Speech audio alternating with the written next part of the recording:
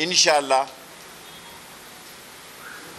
अपने senior officers disease के साथ चमन में भी, और चमन का सिस्टम बाद में हम तोरखम भी ले आएंगे, क्योंकि चमन में जो प्रॉब्लम हुआ है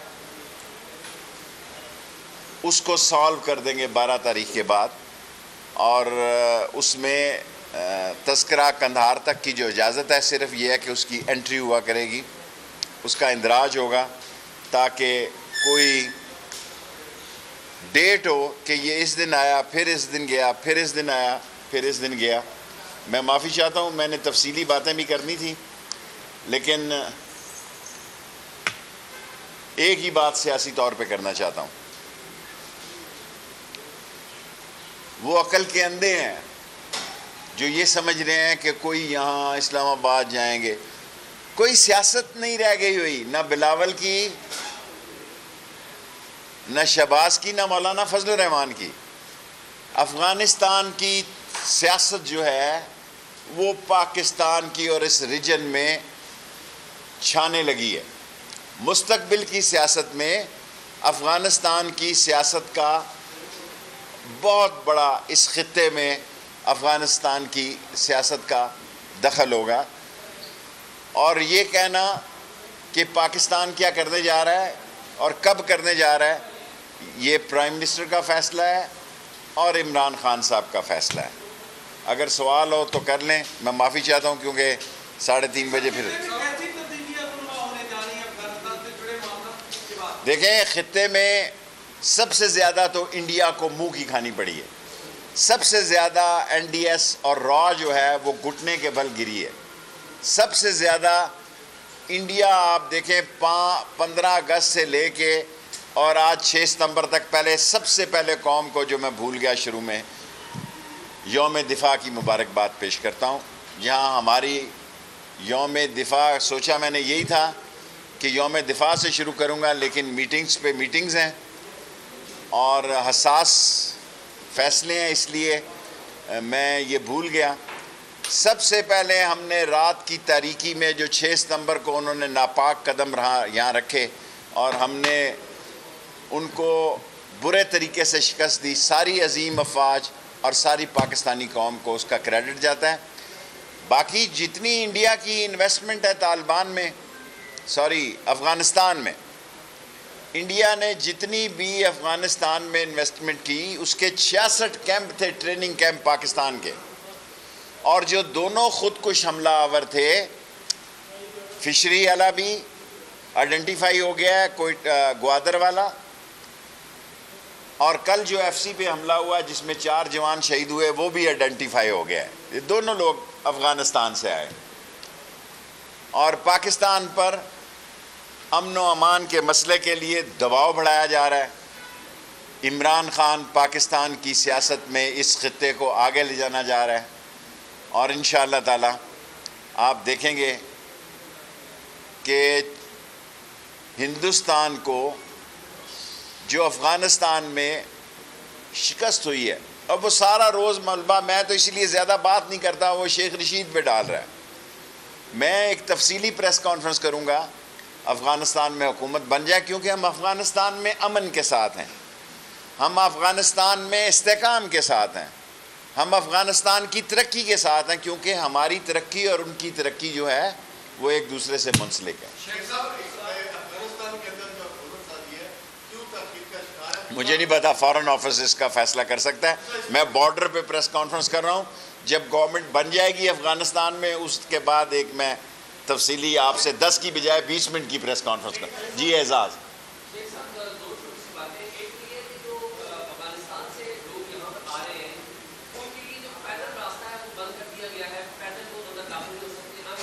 मुख्तसर सवाल करें, आप सीनियर नुमाइंदा।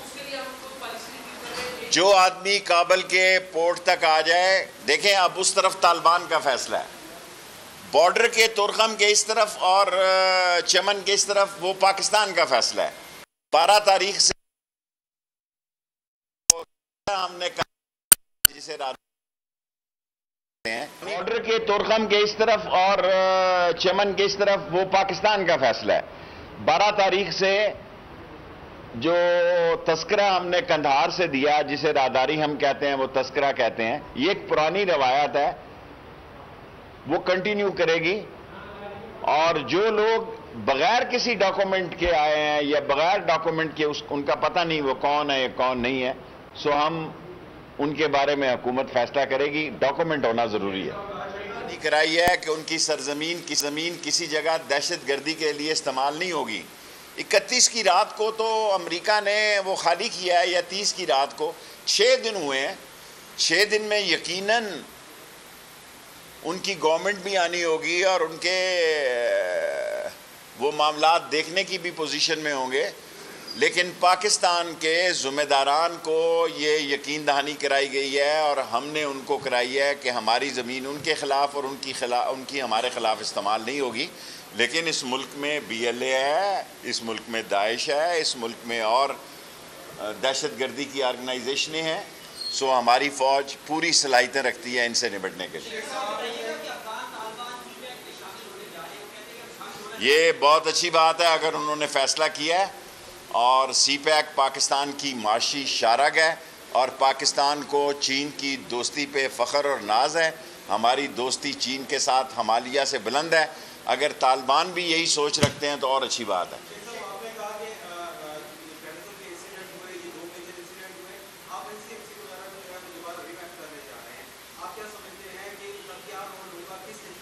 जिस दिन प्राइम मिनिस्टर इफ्तिताह करेंगे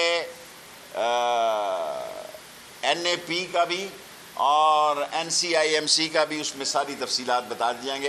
तमाम अदारों को एक छत के नीचे ला रहे हैं। अभी आ रहा हूँ आप जी। यार मैं ज़ाती पे जवाब नहीं, आपका हो गया सवाल।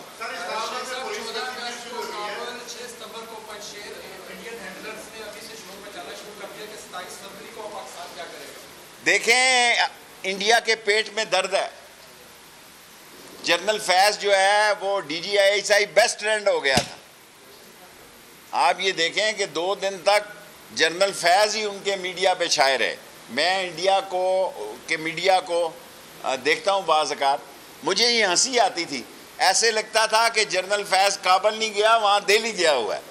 सो ये हम दूसरी एजेंसीज़ के लोग भी वहाँ जा रहे हैं, दूसरे मुल्कों के भी लोग जा रहे हैं। और अफ़गानिस्तान हमारे पड़ोस में एक हकीकत है।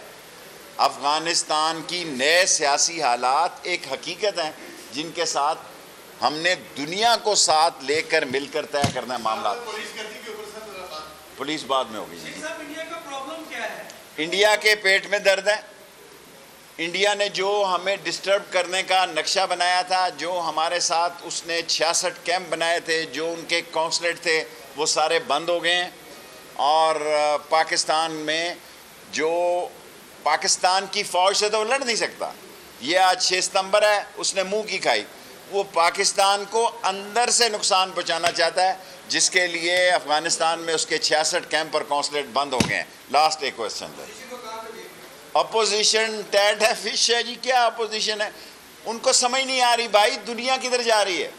सारी दुनिया का महवर जो है, सारी दुनिया की सियासत का मरकज़ अफ़गानिस्तान होने जा रहा है। उसमें अफ़गानिस्तान में मामलात पे सारी दुनिया जो है, मैं कोई मीडिया नहीं देख रहा, मैं यानी ऐसा नहीं कि कोई मीडिया नहीं देख रहा जिसमें अफ़गानिस्तान को 20 दिन से वो टॉप स्टोरी है।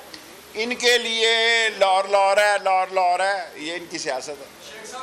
लास्ट क्वेश्चन,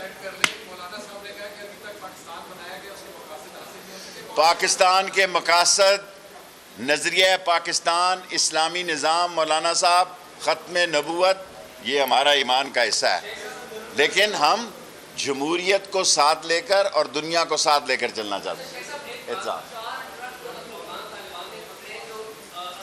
एतजाज़ साहब, अभी आप काबुल से आए हैं, इसका जवाब आपको साथ लाना चाहिए था।